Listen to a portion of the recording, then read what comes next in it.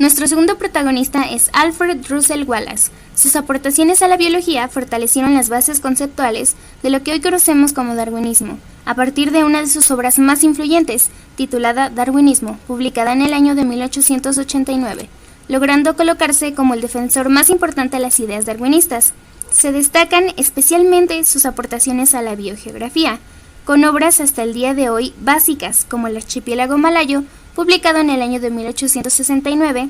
y la distribución geográfica de los animales, publicada en el año de 1876, sin dejar de lado el hecho de que fue en la distribución geográfica de los organismos donde encontró las primeras pistas que lo llevaron a la concepción de la teoría de la selección natural. El famoso naturalista nació el 8 de enero del año de 1823 en Gales. A lo largo de su vida estuvo interesado por la biología, así que fue influenciado por distintas obras, pasando por las crónicas de los viajes de Alexander von Humboldt a México y Centroamérica, el diario del viaje de Beagle de Darwin, las aventuras de William H. Edwards en su viaje al Amazonas, hasta las controvertidas lecturas como las de los médicos James C. Pritchard y William Lawrence sobre los orígenes del ser humano,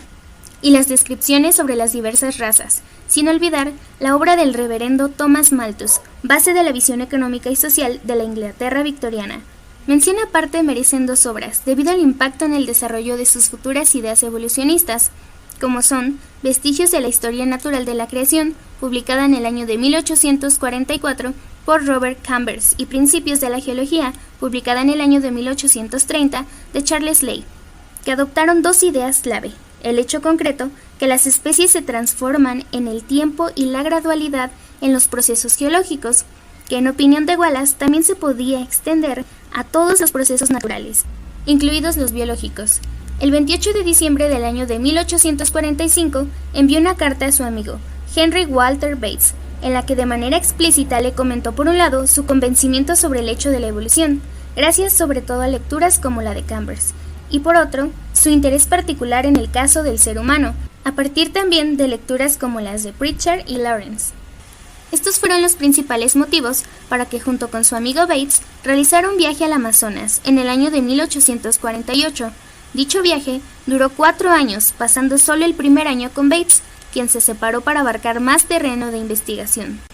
Durante su estancia enviaba a Samuel Stevens cada 4 a 5 meses, con especímenes para que los vendiera en Inglaterra, e incluso uno de sus especímenes fue vendido a Charles Darwin. Desafortunadamente, al regreso de su viaje, el barco se incendió, y se perdieron la mayor parte del material estudiado, aunque se salvaron algunos dibujos de especies. Por tanto, decidió realizar otro viaje al territorio archipiélago malayo en el año de 1854, establecido en las zonas selváticas del archipiélago, recorriendo en los 8 años de su estancia en la zona más de 22.500 kilómetros y recolectando cerca de 126.000 especímenes, entre ellos por lo menos 100 nuevas especies. Un resultado de estos viajes de colecta fue también la profundización en temas biogeográficos, como fue el escrito titulado Sobre la ley que ha regulado la introducción de nuevas especies, publicado en el año de 1855, en el que planteó la aportación de la distribución geográfica de los organismos como una clave para entender su evolución.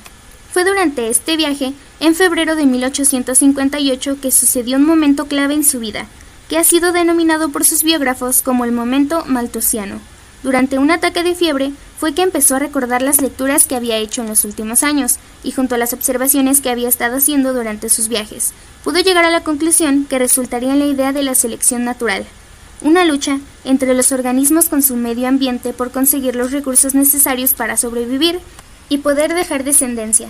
Esta idea la puso por escrito en un pequeño ensayo, intitulado Sobre la tendencia de las variedades a alejarse del tipo original, conocido para la posteridad como un documento ternante. La idea era muy similar a la que Darwin llevaba dedicados más de 20 años. Decidió enviárselo para su revisión y lo consideraba apropiado para su posterior publicación. El 18 de junio del año de 1858, tras el impacto sufrido por Darwin al ver la carta y pensar que era su misma idea la que estaba exponiendo Wallace, decidió comentarlo con sus amigos Joseph D. Hooker y Charles Ley para buscar una solución. La propuesta de Hooker y Ley fue la siguiente: presentar a la brevedad el escrito de Wallace junto con 2 documentos de Darwin, un resumen de un escrito del año de 1844, en el que ya exponía sus ideas, y una carta enviada en el año de 1857 a su amigo el botánico estadounidense Asa Gray, en la que de igual forma le comentaba su teoría. Todo se arregló para que el día 1 de julio, durante la sesión mensual de la Sociedad Linneana de Londres, se hiciera la presentación formal. Hay puntos a destacar del evento: las ausencias obligadas de Darwin por encontrarse enfermo, y Wallace al estar en Borneo. El impacto del evento en aquel momento fue nulo prácticamente, en parte por la escasa audiencia y por la poca difusión tanto del evento como de las publicaciones. En 1864 publicó un artículo sobre el origen de las razas humanas, explicando a partir de la aplicación de la selección natural, que fue uno de los primeros trabajos en que expresamente se trataba el tema del ser humano desde esa perspectiva, logrando un gran éxito dentro de la comunidad científica y el enorme beneplácito de Darwin. Esto no duró mucho, ya que en el año de 1869 publicó una reseña de los trabajos de Charles Lyell, en la que al final declaraba la imposibilidad de la selección natural para explicar el origen de la mente. Pese a todo, Wallace se consolidó como el principal defensor y divulgador del darwinismo, específicamente a través de obras como las tituladas Contribuciones a la teoría de la selección natural, esta publicada en el año de 1870, y otra obra titulada Darwinismo, publicada en el año 1889, dos libros que conjuntaban ensayos cuyo tema central era la selección natural. Un punto destacable es que Wallace siempre concedió el crédito a Darwin como el que construyó lo que ya se denominaba como darwinismo, partiendo siempre de considerarlo como una explicación evolutiva basada únicamente en la teoría de la selección natural. Wallace falleció en el año de 1913, mostrándose hasta el último día de su vida como un autor muy activo, ya que publicó 753 escritos entre libros y artículos de los más diversos temas, incluidos más de 100 escritos en la prestigiosa revista Nature.